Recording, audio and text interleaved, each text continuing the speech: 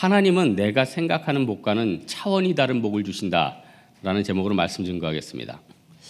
이 야곱은 한마디로 참 똑똑하게 태어난 사람입니다. 원래 제가 오늘 본문 설교 제목을 똑똑한 사람, 자신이 똑똑한 사람들이라고 생각한 사람들이 꼭 들어야 될 설교 이렇게 잡았었는데, 그것보다는 그냥 정통으로 가자 그런 생각으로 하나님이 우리가 생각하는 바와는 다른 차원의 복을 주신다. 야곱이 굉장히 똑똑했어요. 평생 머리를 굴리지 않은 적 없었죠. 그리고 사람마다 일생일대에 한두 번의 기회가 온다고 하죠. 그런데 그 일생일대의 기회를 잘 받다가 바로 형의 장자권을 가져와 버리잖아요. 똑똑하고 무서운 사람입니다. 이 장자권을 왜 그렇게 가져오고 싶어 했냐면은 어렸을 때부터 이 장자권의 유익이 뭔지 알았어요. 첫 번째는 장자권이라는 거는 가정을 통솔할 뿐만 아니라 그 족장, 여러분 야곱도 그러고 아브라함도 그러고 다 족장이거든요. 당신은 족장 시대예요. 족장은 말하면은 한마디로 그 전체의 우두머리. 그러니까 아브라함이 하란을 떠나서 호를 단신 갔다. 혼자 간 게 아니라 모든 부족들을 다 데리고 간 거죠. 그러니까 인사권이 다 있는 거예요. 장자권 어마하죠. 두 번째로 장자권이 있으면은 자기 아버지 이삭이 죽었으면은 형이 원래 재산의 2배를 받고 자기는 거기에 2분의 1을 받게 돼 있어요. 근데 이게 뒤집어졌죠. 장자권을 가져오면은 내가 재산을 2배 받고 형은 2분의 1 반대로 됐죠. 세 번째가 무서운 건데 가나안 땅과 후손에 대한 언약을 받았어요. 그러니까 이건 무슨 말이냐면은 땅하고 또 하나 그 후손들의 지위예요. 이게 뭐 적절한 비유가 될지 모르겠지만은 어느 대기업 오너가 첫째가 받아야 되잖아요. 근데 셋째는 다섯째가 똑똑해요. 그럼 셋째랑 다섯째에게 지목해 주는 순간 셋째랑 그 다섯째만 그 기업의 오너가 됩니까? 그 손자까지 되는 거죠. 무슨 얘기인지 아셨죠? 또 하나 이제 에서 후손은 밀려가지고 이제 뭐 굉장히 험한 사막 같은 데 사는데 옛날에 그런 일이 있었죠. 소련이 땅이 너무 끄니까 지금 러시아인데 미국한테 알래스카 팔았어요. 뭐 200만 달러인가 굉장히 싸게. 그러다 보니까 그때는 쓸모없었는데 나중에 어떻게 돼요? 거기에서 천연 광물, 거기에서 엄청난 석유들. 그러니까 장자권이 이렇게 어마어마하다는 것입니다. 근데 이 야곱의 머리는요, 제가 볼 때 아버지나 어머니한테 온 것 같아요. 왜냐면은 창세기 보니까 이삭도 머리가 좋았어요. 농사를 지어서 100배를 지어서 큰 부자가 됐을 뿐만 아니라 우물권 확보를 잘했어요. 그래서 이삭이 우물을 굉장히 잘 팠고 심지어는 이제 블레셋에 쫓겨서 올라갔을 때 자기 아버지 아브라함이 팠던 것까지 다시 팠어요. 그러니까 이 이삭이요, 뭐 머리를 쓰는 걸 아는 거죠. 그리고 이제 부창부수라고 리브가 더 똑똑해요. 제가 보니까 야곱이나 이삭이나 이 리브가 3명을 연구하면은 그 세상적인 성공하는 원리도 있을 것 같아요. 왜냐하면 이 가정이 보통 가정들이 아니더라고요. 원래 이 리브가 같은 경우도 에서의 아내들, 그러니까 햇사람 이방 여인들을 데려왔는데 성경에 보니까 참 재밌는 표현이 있더라고요. 리브가가 내 아들 에서 그 햇사람 이방 여인 때문에 내가 세상 살 마음이 없어졌다 이런 표현이 있어요. 이방 여인이 와서 우상 숭배하니까 그냥 살고 싶지 않은 거예요. 그래서 머리를 쓴 게 뭐냐면은 아예 친척들이 있는 하란 쪽에 자기 사랑하는 야곱은 보내가지고 그쪽에서 결혼하게 만들죠. 제가 보니까 참 이 세상에서의 원리를 어떻게 보면 잘 꿰뚫고 영적인 부분까지 꿰뚫는 게 이 가족들이 아닌가. 근데 여러분 사람이 항상 똑똑하고 잘 나가면 재미가 없잖아요. 하나님이 항상 반전을 주시죠. 그래서 굉장히 똑똑한 사람이 어느 날 제 무덤을 자기가 파기도 하고 넘어지기도 하고 어떤 지위에서 떨어지기도 합니다. 오늘 본문에 그런 장면 나오죠. 그동안 이제 야곱이 다 일어났는데 이제 형 만나야 돼. 근데 형이 이제 그동안 칼을 간 거예요. 우리 가문을 이렇게 쑥대밭 만든 놈, 넌 단칼에. 뭐 권수 앞에는 형제 동생도 없잖아요. 아버지 아들도 없잖아요.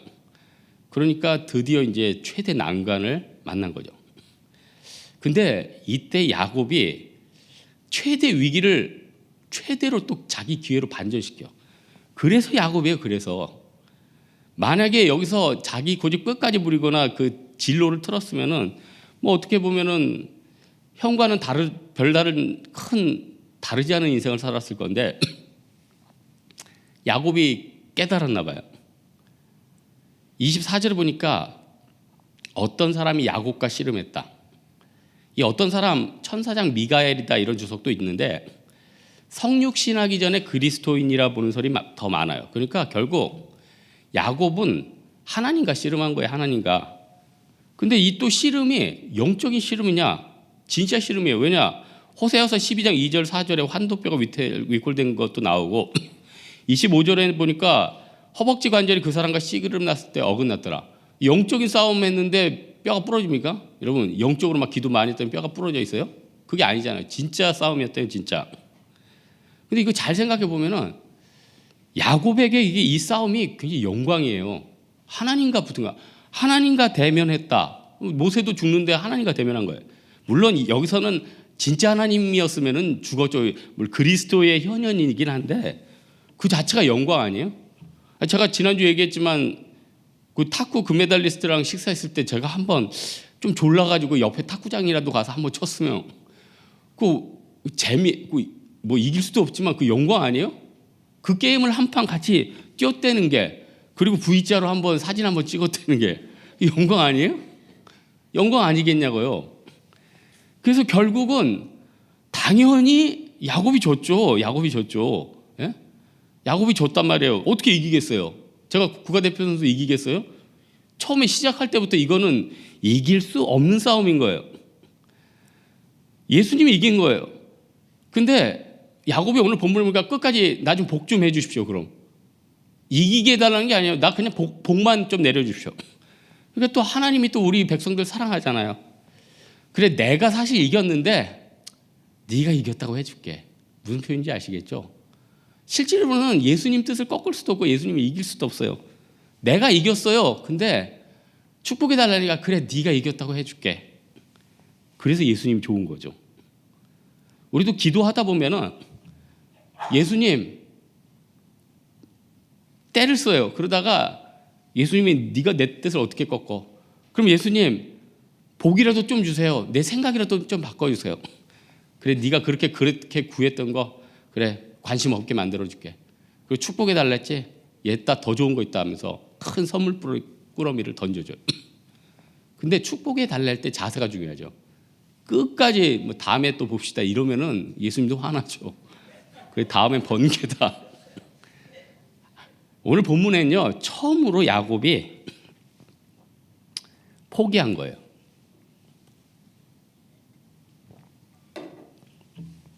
한 번도 대권을 포기한 적이 없어요. 그래서 예수님께서 공증을 받아요. 너 진짜 포기했어? 이름부터 너 지금 28절에 보니까 너 이제부터 이스라엘이라 부른다. 이 이름을 바꾸는 건요 야곱에게 엄청난 희생이에요. 여러분 사업 하나 할 때 그 간판 CI 하나만 바꿔도 굉장히 그 리스크가 크대잖아요. 왜냐? 그동안 만들었던 그 네임밸류 바꾼다. 뭐 삼성이 뭐 이상한 이름을 바꾼다. 세 가지 별 뭐 이상하게 바꾼다. 애플이 뭐 파인애플로 바꾼다. 여러분 생각해요. 그동안 쌓아놨던 거 그 쉽겠습니까? 야곱이라는 이름은요 고대 근방에서 이제 나름대로 사업을 하든지 양 잘 치든지 많이 거두던 이름이에요. 근데 이제 전혀 옛날 이름 버리라는 거예요. 그러니까 자기 네임밸류를 버리는 거죠. 이거 야곱으로서 상상할 수도 없는 일이에요. 왜냐? 아버지한테 받은 교육이 있거든. 아버지 이삭이 블레셋 사람 때문에 우물 때문에 쫓겨나가지고 그 올라와가지고 아버ram이 판 우물을 다시 팠는데 주변 사람들에서 새로 우물 팠으니까 이름 붙이십시오 할 때 이삭이 그랬어요. 잠깐 아버지가 옛날에 붙인 부엘세바 그대로 한다. 왜냐? 나중에 우물에 대한 소유권에 분쟁했을 때 내가 아버지가 붙인 이름이 똑같이 붙여있고 난 그분의 아들이다. 이걸 확실히 하기 위해서였어요. 이삭이 얼마나 머리가 좋아요. 야곱 더 머리 좋은데 몰랐겠어요? 근데 이 네임밸류 포기한다는 자체는 하나님 앞에 진짜 포기한 거예요. 자기 기득권 내려놓겠다는 거예요. 여러분 우리가 하나님 앞에 진짜 포기하고 기득권 번은 내려놓게 하신 것 같아요. 하나님이 한 번은 너 그 직장 그렇게 가고 싶냐? 한번 내려놔라. 너 그렇게 재테크하고 싶냐? 한번 내려놔라. 너 그 사람 그렇게 그 사람과 친해지고 싶으면 한 번은 내려놔라. 그리고 진짜 내려놓게 하고 진짜 하나님 앞에 그때부터 하나님 일하시는 거예요. 그래서 오늘 본문 보면요, 하나님이 야곱이 내려놨을 때 그때부터 일하기 시작하는데, 야곱이 그 전까지는 그 지역 일대의 패권이나 재물상의 부자나 또 이스라엘 족장이니까 그 나라의 어쨌든 총리 비슷한 거 아니에요. 물론 그 사무엘 상하처럼 나라가 정비되기 전이지만 그 정도의 리더십과 그 정도의 복을 생각했는데 하나님이 안 돼. 네 후손 애굽 총리까지 한번 해먹어야겠다. 무슨 말이에요? 애굽을 내려가는 것도 상상할 수 없는 일인데 자기 아들이 거기 총리 된대요. 자기 아들 이스라엘 총리만 만들어도 감지덕지인데 그냥 애굽의 총리 만드시겠대요. 그리고 다음에 자기 족장들이 대권 뺏길 일도 없어요. 그 12지파가 다 허리에서 나온대요. 영적인 예수 그리스도의 조상까지 되는 거예요. 어마어마한 거죠. 그래서요, 되는 사람들은 영적인 직감들이 있더라고요. 야곱이 모든 짐승과 자녀들을 얍곡강을 통해서 미리 건넌 다음에 천사 만났을 때 이 주석 보니까 북쪽 언덕편에서 어떤 사람이 내려왔단 말이에요. 거기 사람이 있을 때가 아닌데 직감적으로 깨닫는 거죠. 이 사람이 그래. 이 사람 내가 붙잡고 복을 구해야겠구나. 그리고 하나님의 줄에 선 거예요. 하나님의 줄에 선 거예요. 여러분 진짜로 축복이 복이 뭔지 아는 사람은, 영적으로 기도 많이 한 사람은 어디가 복이 있는지 보이는 것 같아요. 영적으로 둔감한 사람, 기도 생활 잘 안 하는 사람은 그게 그렇게 안 보이는데 이거 참 신기하죠. 그래서 믿음 좋은 사람한테 자꾸 물어볼 필요가 있는 게 그 사람은 자꾸 보이는 거예요. 그러니까 우리 이 옆에 극동방송 있죠. 제가 토요일 날 극동방송에 갔어요. 왜냐면은 벼룩시장 하더라고. 그래서 제가 여기서 식재료도 구경하고 거기서 보리굴비도 10마리 샀어. 진짜 싸게 샀어. 보리굴비 그거를 사서 제가 머리를 따서 쌀뜨물에 2시간 동안 넣어놨지. 잘 불린 다음에 보리굴비가 두껍잖아요.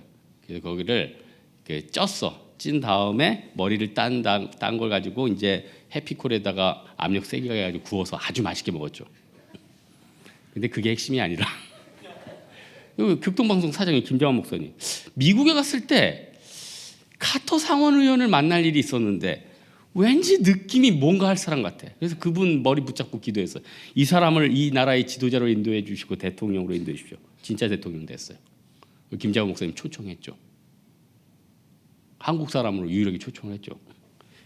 그러니까 여러분 보십시오. 세상에 복이 별겁니까? 하나님이 보여주시면 눈이 막 열리고 내 길이 열리고 되는 게 보이는 거 아니에요? 26절에 보니까 날이 새로하니 나로 가게 하라. 여기에 대해서 이런 해석들이 있어요. 왜 날이 새로하니까 나로 가게 했을까? 첫 번째는 아침이 되면 다른 사람들이 목격하니까 헛된 호기심만 자극하기 때문에. 그렇잖아요. 하나님을 보면은 사람들이 난리 날 거 아니에요. 야, 야곱 대단하다. 괜히 야곱이 교만해질 수 있는 거죠. 두 번째, 결사적으로 기도로 얻어진 야곱의 승리를 확인시켜주는 하나님의 애정 어린 표현. 그러니까 하나님이 그 싸움에서 싹 사라지는 거예요. 그럼 야곱만 남으면 내가 승리했구나. 세 번째, 하나님을 보고 살 자가 없기 때문에 아침이 되기 전에 떠나기 위해서. 만약에 하나님 이제 낮에 딱 밝아졌어. 하나님 보고 막 눈이 멀어. 이러면 안 되잖아. 뭐 다 일리 있는 해석인데 그 네 번째 해석이 제일 마음에 들더라고요. 야곱에게 새날에 걸맞는 세일이 있음을 암시하기 위해서. 그러니까 더 큰 축복이 있다. 에서의 화해뿐만 아니라 그 후에 어마어마한 머리가 있다. 야곱의 최대 기도 응답은 형과의 화목이에요. 형과 잘 싸바싸바 돼서 형 밑에서 이제 잘 있거나 그 유업을 잘 나눠 가지면 되는데, 하나님은 형이 화해하는 건 둘째치고 그때부터 니네 12지파 막 뻗어나간다는 거예요. 그 다음날 만나니까 어떻게 돼요? 형이 막 울면서 용서해 주시고 나중에 어떻게 돼요? 애굽까지 자기 가족들 다 내려가고 그 이 야곱이 바로 앞에서 이런 고백하죠. 내가 험한 세월을 보냈나이다. 이거 물상 잘 그러니까 야곱의 마음을 가지고 이렇게 보면은 이거 다 이뤘다 이런 표현 같아요. 왜냐? 자기 지파들 다 되고 또 물론 이제 어쨌든 자기 물론 그때 요셉 보기 전이지만 요셉이 총리 되는 거 알기 전이지만 어쨌든 길이 다 열렸잖아요. 야곱 이때 살 만큼 다 살았어요. 다 이뤘단 말이에요.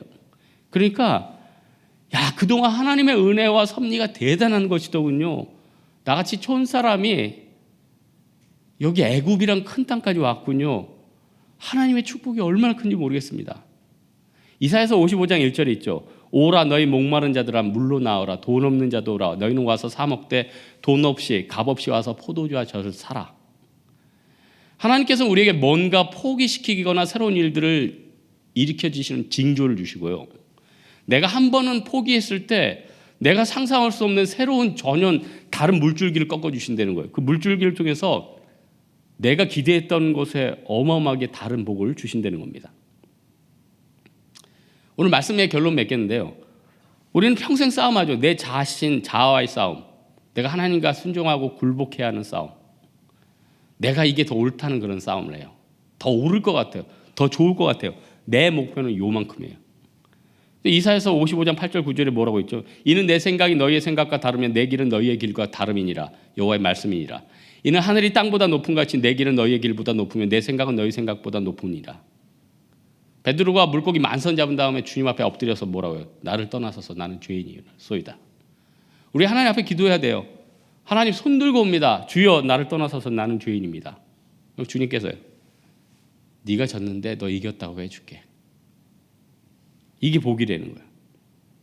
예수님께서 이 땅에 오신 다음에 십자가 지신 전후에 BC와 AC로 바뀌었죠. 지구상의 역사가 바뀌었죠. 나의 작은 인생 가운데서요. 내가 하나님 앞에 포기하고 하나님의 전혀 다른 새로운 축복을 구하면요. 내 인생이 전혀 다른 방향으로 흘러간다는 거예요. 이러한 복이 우리 각 사람들에게 오늘 있기를 주님의 이름으로 축원합니다.